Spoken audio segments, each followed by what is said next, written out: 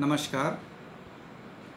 Vikramshila academy YouTube channel में आपका स्वागत है। मैं हूं मनोज सिंह और आज हम लोग चर्चा करते हैं नई शिक्षा नीति 2020 यानी न्यू एजुकेशन पॉलिसी 2020। तो सबसे पहले मैं आपको बता दूं कि जो पहली शिक्षा नीति थी वो 1968 में आई थी और उसके बाद उसमें जो दूसरी अमेंडमेंट के बाद जो शिक्षा नीति आई वो 1986 में आई। हालांकि 1992 में कुछ अमेंडमेंट्स किए गए उसमें, लेकिन वो बहुत पर्याप्त नहीं थे। और अब 34 साल के बाद 34 इयर्स के बाद 2020 में न्यू एजुकेशन पॉलिसी आई है, नई शिक्षा नीति आई है, जिसके चर्चे आजकल चारों तरफ हैं। As a student, as a teacher, हम लोगों को इस नई शिक्षा नीति के बारे में, इसके मुख्य बिंदुओं के बारे में, इसकी मुख्य विशेषताओं के बारे में जानना आवश्यक है। तो जो सबसे महत्वपूर्ण चीज़ कि ये जो पॉलिसी बनाई गई है ये लोकतांत्रिक पॉलिसी है, यानी इस पॉलिसी को बनाने में जनता की राय ली गई है, जनता से रायशुमारी की गई है। लगभग 1.5 लाख पंचायतों से राय ली गई है, ब्लॉक से, जिलों से राय ली गई है, शिक्षाविदों, टीचर्स से, अभिभावकों से, स्टूडेंट से भी इसमें राय ली गई है कि नई शिक्षा नीति क्या होनी चाहिए। तो हर वर्ग की रायशुमारी इसमें ली गई है और अगर इस प्रकार से हम देखें तो ये जो नई शिक्षा नीति 2020 है ये एक प्रकार से लोकतांत्रिक नीति के रूप में हमारे सामने आती है। जो दूसरी महत्वपूर्ण चीज़, अभी तक जो शिक्षा था वो एचआरडी मिनिस्ट्री के तहत था, यानी मानव संसाधन विकास मंत्रालय के अधीन हुआ करता था। अब एचआरडी मंत्रालय का नाम अब बदल करके शिक्षा विभाग या शिक्षा मंत्रालय कर दिया गया है। यानी अब जो रमेश पोखरियाल निशंक जो एचआरडी मिनिस्टर थे, अब वो एजुकेशन मिनिस्टर कहे जाएंगे। तीसरी महत्वपूर्ण चीज़ है कि 5th तक की जो, यानी 5वीं क्लास तक की जो पढ़ाई है वो अब मातृभाषा में होगी, मदर टंग में होगी, या जो लोकल लैंग्वेज होती है उसमें होगी, और इसको 8th तक बढ़ाया जा सकता है। इसका मतलब ये नहीं है कि इंग्लिश हटा दी गई है। इंग्लिश एक सब्जेक्ट के तौर पर पढ़ा सकते हैं, जो भी स्कूल पढ़ाना चाहें वो पढ़ा सकते हैं। अब ये क्यों किया गया?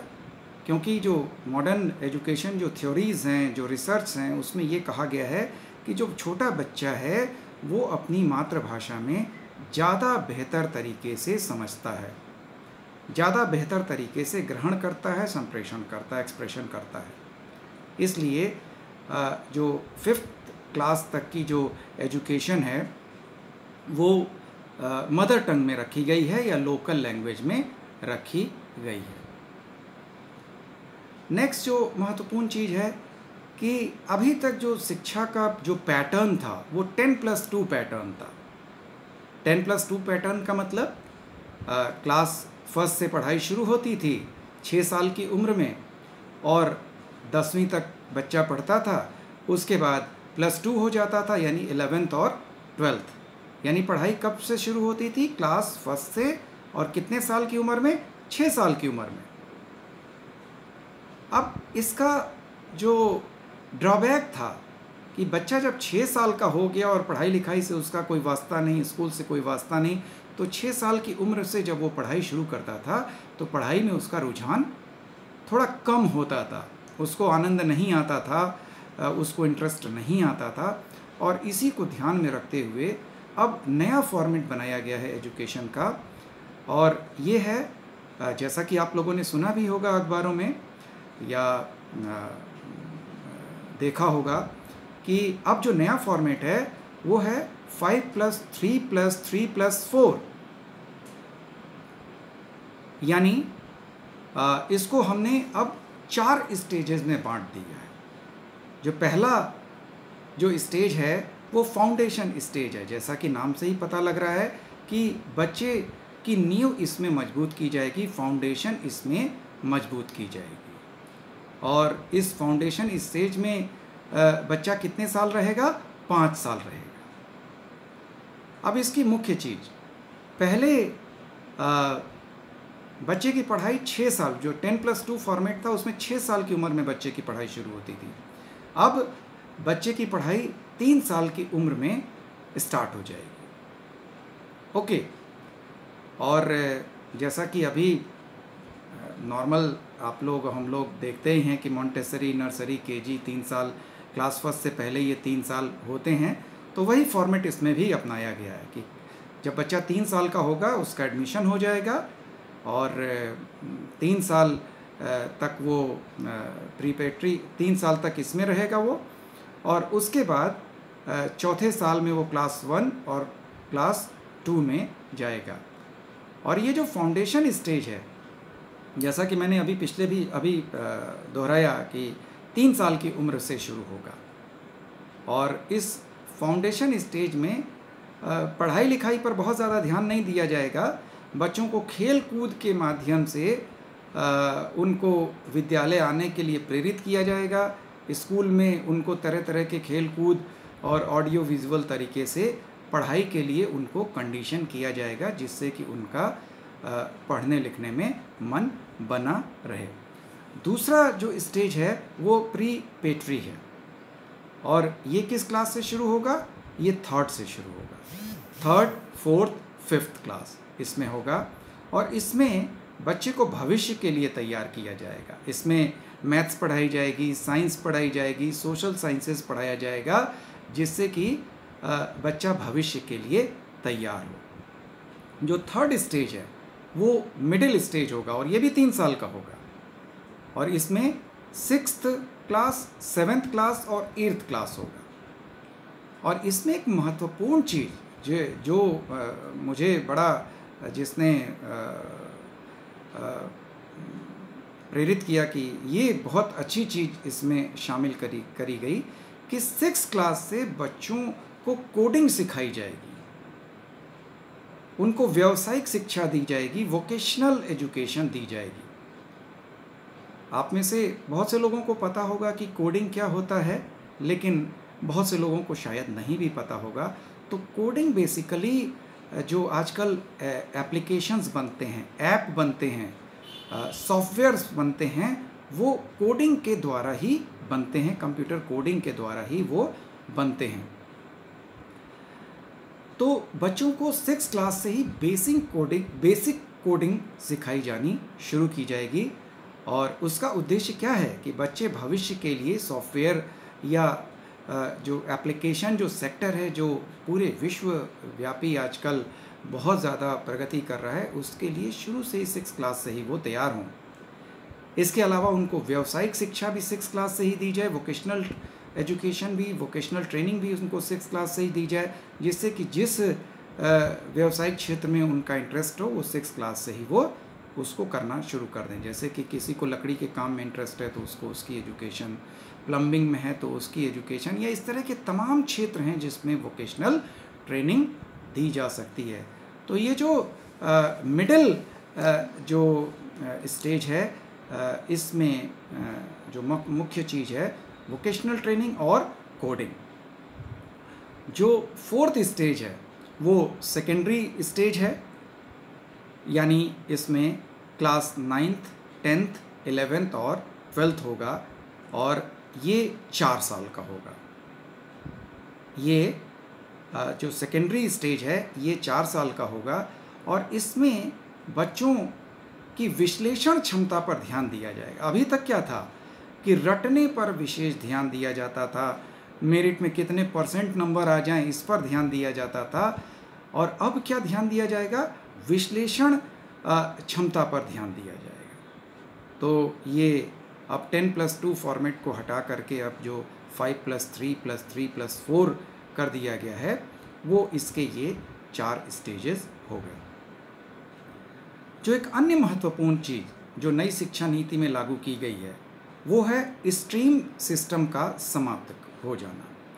जैसे अभी तक बच्चे से क्या पूछा जाता था कि हाँ भाई क्या पढ़ोगे, साइंस पढ़ोगे, आर्ट्स पढ़ोगे या कॉमर्स पढ़ोगे, लेकिन अब ये स्ट्रीम्स समाप्त कर दी गई हैं। अब बच्चा कोई भी विषय ले सकता है। बच्चा को अगर मैथ्स में इंटरेस्ट नहीं है, फिज़िक्स केमिस्ट्री में है, तो वो फिज़िक्स केमिस्ट्री ले सकता है, और फिज़िक्स केमिस्ट्री के साथ उसको अगर हिस्ट्री या ज्योग्राफी में इंटरेस्ट है तो वो हिस्ट्री ज्योग्राफी भी ले सकता है।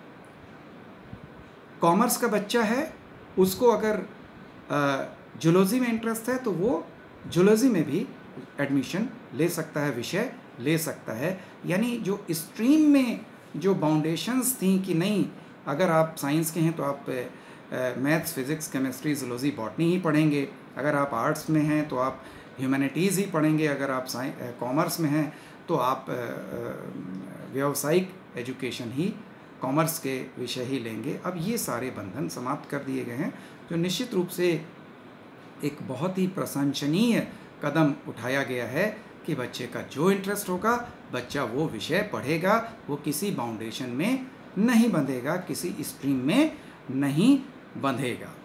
और ये स्ट्रीम जो सिस्टम है ये ग्रेजुएशन तक लागू है, ये स्नातक तक लागू है। इसके बाद जो एक और महत्वपूर्ण चीज़ है कि 9th से 12th तक सेमेस्टर सिस्टम प्रारंभ कर दिया गया है। यानी हर साल 6-6 महीने के 2 सेमेस्टर होंगे, और इससे फ़ायदा क्या होगा? बच्चों की पढ़ाई व्यवस्थित रहेगी। ये नहीं कि बच्चे एनुअल एग्ज़ाम्स का ही वेट कर रहे हैं और पढ़ाई उनकी स्लो है, और जब परीक्षाएं नज़दीक आ गई, 1 महीना बचा, 1.5 महीना बचा, तब बच्चे ने एनुअल एग्ज़ाम की तैयारी करी। नहीं, अब सेमेस्टर होंगे 6-6 महीने के, यानी बच्चों को अब पढ़ाई के प्रति 9th, 10th, 11th, 12th में अब ज़्यादा एकाग्रचित हो करके रहना पड़ेगा। एक और महत्वपूर्ण चीज़ रिपोर्ट कार्ड को लेकर के, कि अब रिज़ल्ट कार्ड कैसा होगा, रिपोर्ट कार्ड कैसा होगा, जिससे कि बच्चों की पढ़ाई का आकलन किया जाता है। तो रिपोर्ट कार्ड जो होगा वो अब 360 डिग्री का होगा, यानी अब उसमें बच्चे के सिर्फ मार्क्स नहीं होंगे, बच्चे का ओवरऑल जो उसका पर्सनालिटी है वो शो करेगा उसके रिज़ल्ट कार्ड में। उसके एक्स्ट्रा करिकुलर जो उसने विद्यालय में किए हैं उसके मार्क्स होंगे, टीचर्स उसको कुछ मार्क्स देंगे, और एक मज़े की बात है कि उसके सहपाठी भी उसको मार्क्स देंगे। यानी उसको अब लोगों से तालमेल में रहना सीखना होगा। और दूसरी महत्वपूर्ण चीज़ कि बच्चे को खुद भी अपने को ही मार्क्स देना पड़ेगा, क्योंकि हर बच्चे को पता होता है कि उसने कितनी पढ़ाई की है, कैसे पढ़ाई की है, और किस विषय पर उसको क्या महारत हासिल है। जब बच्चा एग्ज़ाम दे कर के आता है तो काफ़ी हद तक उसको अनुमान हो जाता है कि उसने कितना अच्छा पढ़ाई करी है, या उसको कितने मार्क्स किस विषय में मिलने चाहिए। तो अब बच्चा सेल्फ असेसमेंट भी करेगा, बच्चा अब खुद को भी अब मार्क्स देगा। तो ये तो हो गई आपकी 12th तक की एजुकेशन। इसके बाद हम लोग बैचलर प्रोग्राम की बात करते हैं, बैचलर डिग्री की बात करते हैं। तो बैचलर डिग्री जो है वो उसमें जो एक परिवर्तन किया गया है मल्टी एंट्री और मल्टी एग्ज़िट का, यानी बच्चा कभी भी एंट्री ले सकता है और कभी भी एग्ज़िट कर सकता है। अब इसका मतलब क्या हुआ? जैसे आप लोगों ने अक्सर देखा होगा कि कुछ बच्चे इंजीनियरिंग में उन्होंने एडमिशन लिया और 2 साल उन्होंने पढ़ाई करी, उसके बाद किन्हीं कारणोंवश, चाहे वो आर्थिक कारण हो, सामाजिक कारण हो, किसी के पिता की तबीयत खराब हो गई हो, किसी की नौकरी छूट गई हो, इस वजह से वो पढ़ाई छोड़ देता है। तो अब तो उसके 2 साल खराब हो गए। लेकिन नहीं, अब ऐसा नहीं होगा, उसको कुछ न कुछ ज़रूर मिलेगा। ओके, और फिर जब भी उसको वक्त मिलेगा वो फिर से पढ़ाई शुरू कर सकता है। 2 साल मान लीजिए कि उसकी आर्थिक स्थिति ठीक नहीं है और उसने उन 2 सालों के बाद फिर से आकर के अब उसको फिर से पहले साल से पढ़ाई नहीं शुरू करनी है, उसने जहाँ से छोड़ा है वो वहीं से पढ़ाई शुरू कर सकता है। अब बैचलर डिग्री 4 साल की होगी। अब इसमें जो पहला साल होगा, अब उसमें अगर मान लीजिए कि किसी ने पहला साल कंप्लीट किया तो उसको सर्टिफिकेट कोर्स मिल जाएगा, सर्टिफिकेट डिग्री मिल जाएगी। जिसने 2 साल पढ़ाई कर ली उसको डिप्लोमा डिग्री मिल जाएगी, और जिसने 3 साल पढ़ाई कर ली उसको बैचलर डिग्री मिल जाएगी। जो सरकारी नौकरियों में आप लोग आवेदन जब करते हैं तो उसमें होता है ना कि ग्रेजुएशन कंप्लीट होना चाहिए, तो 3 साल पर ग्रेजुएशन मिल जाएगा, स्नातक डिग्री मिल जाएगी। चौथा साल क्या होगा? चौथा साल होगा बैचलर डिग्री विद रिसर्च, यानी जिसको भविष्य में आगे उच्च शिक्षा ग्रहण करनी है वो 4th year bachelor degree with research वो करेगा, और आफ्टर दैट वो फिर पीएचडी वगैरह या रिसर्च वगैरह में वो जा सकता है। जैसा कि अभी मैंने आप लोगों को बताया कि कई बार ऐसा होता है कि बच्चे, और ये सैकड़ों हजारों की संख्या में होता है कि बच्चे किसी कारणवश बच्चों ने किसी कोर्स में एडमिशन लिया और बीच में ही उनका इंटरेस्ट हो गया किसी दूसरे कोर्स में। अब साल भर उन्होंने वो कोर्स किया और वो दूसरे कोर्स में चले गए, तो अब साल भर तो उस बच्चे का बेकार हो गया। लेकिन अब इस नई शिक्षा नीति में ऐसा नहीं होगा। उसने किसी कोर्स में साल भर पढ़ाई करी तो सर्टिफिकेट डिग्री तो उसको उस कोर्स की मिल ही जाएगी, साथ ही साथ उसको कुछ क्रेडिट्स भी मिलेंगे। और इन क्रेडिट्स को कहाँ रखा जाएगा? एकेडमिक बैंक ऑफ क्रेडिट्स, एक नया व्यवस्था बनाई गई, एकेडमिक बैंक ऑफ क्रेडिट्स, जो डिजिटल फॉर्मेट में होगा हर विद्यार्थी का, हर स्टूडेंट का। और जब वो नए कोर्स में एडमिशन लेगा तो ये क्रेडिट्स भी उसके नए कोर्स में जुड़ जाएंगे, यानी अब स्टूडेंट्स का कोई भी समय किसी भी वजह से खराब नहीं होगा। एक और जो नया परिवर्तन इस शिक्षा नीति में किया गया है कि अब जो एकल विषयक संस्थान है, आपने देखा होगा कि लॉ यूनिवर्सिटीज़ हैं, एग्रीकल्चर यूनिवर्सिटी है, इनको अब समाप्त कर दिया गया है। इनको अब समाप्त कर दिया गया है, यानी अब कोई भी एकल विषयक यानी सिंगल सब्जेक्ट यूनिवर्सिटीज़ नहीं होंगी। और अब अगर इंजीनियरिंग कॉलेज होगा तो उसमें हिस्ट्री ज्योग्राफी भी पढ़ाई जाएगी, लॉ भी पढ़ाया जाएगा, एग्रीकल्चर भी पढ़ाया जाएगा। अभी तक आपने एक देखा होगा कि हायर एजुकेशन के लिए कई बॉडीज़ हैं। जैसे इंजीनियरिंग के लिए क्या है? AICTE, NCTE है, इसके अलावा UGC है। तमाम हायर एजुकेशन की जो रेगुलेटरी जो एजेंसीज़ हैं कई हैं। अब ये व्यवस्था इस नई शिक्षा नीति में समाप्त कर दी गई है।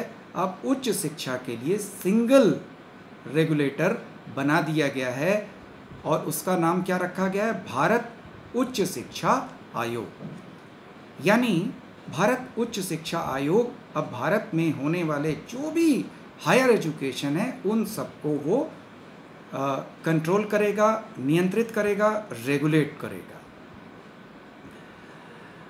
जो एक अन्य महत्वपूर्ण परिवर्तन इसमें किया गया है कि अभी तक हम लोगों ने महसूस किया कि रिसर्च के क्षेत्र में हम लोग काफ़ी पीछे हैं। नॉर्मली आप देखिए तो यूरोप और अमेरिका के विश्वविद्यालय रिसर्च के मामले में बहुत आगे हैं। आप गौर करिए कि जो नोबेल प्राइजेज़ मिलते हैं वो क्यों आखिर यूरोप और अमेरिकी विश्वविद्यालयों के शिक्षकों या विद्यार्थियों को ही या वैज्ञानिकों को ही मिलते हैं। इस नई शिक्षा नीति में इसमें विशेष ध्यान दिया गया है कि अब विश्वविद्यालय जो हैं वो रिसर्च पर अब ज़्यादा ध्यान देंगे और इसके लिए एक नेशनल रिसर्च फाउंडेशन बनाया गया है जिसके माध्यम से विश्वविद्यालय में शोध की संस्कृति को बढ़ावा दिया जाएगा।